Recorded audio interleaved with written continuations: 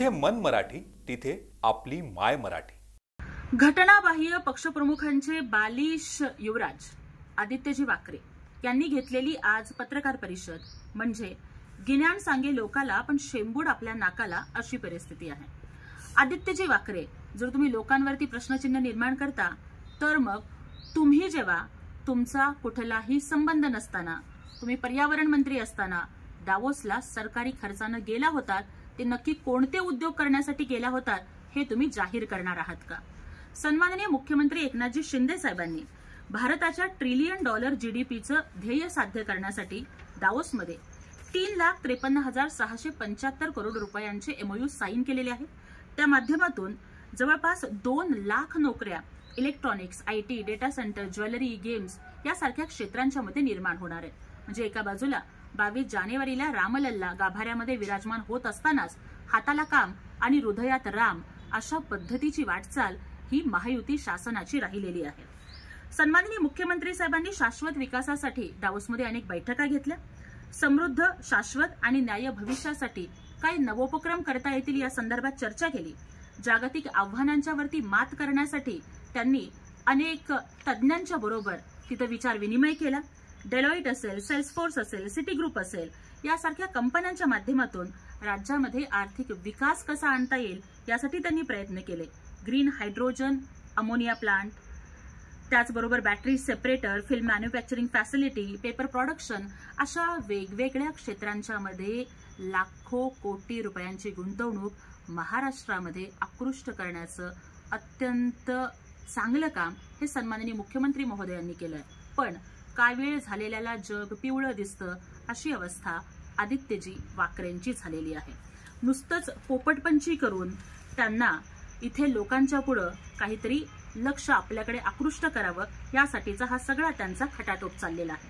मग आजच्या या माध्यमातून मला हा प्रश्न त्यांना विचारायचा आहे की 12 नोव्हेंबर 2021 ला ज्या वेळेला आपले पिताश्री उद्धवजी वाकरेंची HL रिलायन्स हॉस्पिटलमध्ये सर्वायकल स्पाइन सर्जरी झालेली होती, त्यावेळेला आपले वडील हे अत्यंत जिकिरीच्या ऑपरेशनला सामोरं जात असताना सरकारी खर्चानं फॅमिली पिकनिक आदित्यजी वाकरेंनी कशासाठी केलेली होती?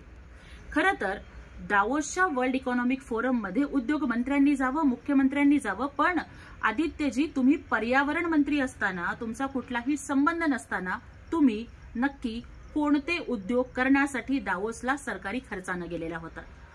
दावोसला जाऊन तुम्ही बर्फ खेळत बसलात आणि तुम्ही मुख्यमंत्र्यांच्या वरती आरोप करताय हे तुम्हाला अजिबातच शोभत नाही।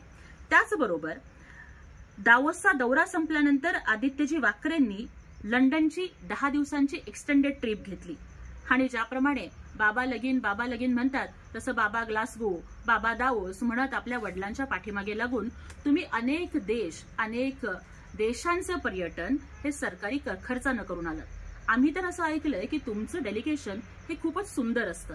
मग तुमच्या डेलिगेशन मध्ये तुमचे मावस भाऊ वरुण सरदेसाई हे काय करत होते?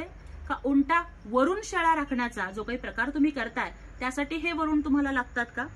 किंवा तुमच्या शिष्टमंडळामध्ये इतरही अनेक जी लोक होती त्यामध्ये अनेक IAS अधिकाऱ्यांच्या पत्नी वगैरे होत्या, तर त्यांच्यासाठी तुम्ही परवानगी घेतलेली होती का? आम्ही असंही ऐकलंय की त्यावेळेस एसटीचा संप चाललेला असताना आपण परिवहन सचिवांनाही तुमच्यासोबत घेऊन गेला होतात। एसटीच्या संपाकडे, कामगारांच्या त्रासाकडे दुर्लक्ष करून तेही परदेशामध्ये तुमच्या बरोबर पर्यटन करत होते असं आम्ही ऐकलंय।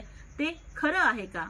आणि आदित्यजी वाकरे आज विचारतायत की हे सगळे MOUs वगैरे हे तर इथेही करता आले असते। खरं तर तुम्हाला आणि तुमच्या पिताश्रींना घरात बसूनच कारभार करावा ही सवय तुम्हाला लागलेली आहे, पण तुमच्यासारख्या घर बशा लोकांना जनता लवकरच उठा बशा काढायला लावणार आहे हे तुम्ही अजिबात विसरू नका।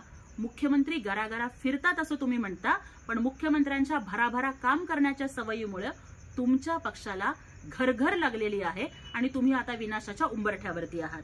आणि त्यामुळे अशा पद्धतीचे कुठलेही आरोप करण्याच्या आधी आपण त्या संदर्भातले पुरावे द्यावेत आणि रेसकोर्सच्या जागेची आपण गोष्ट करताय आणि आपल्याच पत्रकार परिषदेत आपण सांगताय की याच्या आधीचा रेसकोर्सचा जो प्लॅन होता तो तर तुम्हीच तयार केलेला होता, परंतु फक्त तुमचा जो बिल्डर आहे त्याच्या माध्यमातून तुम्हाला जी मिळणारी चिरीमिरी आहे ती तुम्हाला मिळणार नाही, त्यामुळे त्याच बिल्डरला काम दिलं जाणार नाही, यासाठीचा हा सगळा तुमचा अट्टाहास आहे असं आम्ही समजायचं का? पण तुमच्या भूलथापांना महाराष्ट्रातली जनता अजिबात बळी जाणार नाही. सन्माननीय मुख्यमंत्री एकनाथजी शिंदे साहेबांच्या नेतृत्वाखाली महाराष्ट्राचा विकास होतोय आणि ही विकासाची घोडदौड तुमची टीका टिप्पणी रोखू शकणार नाही.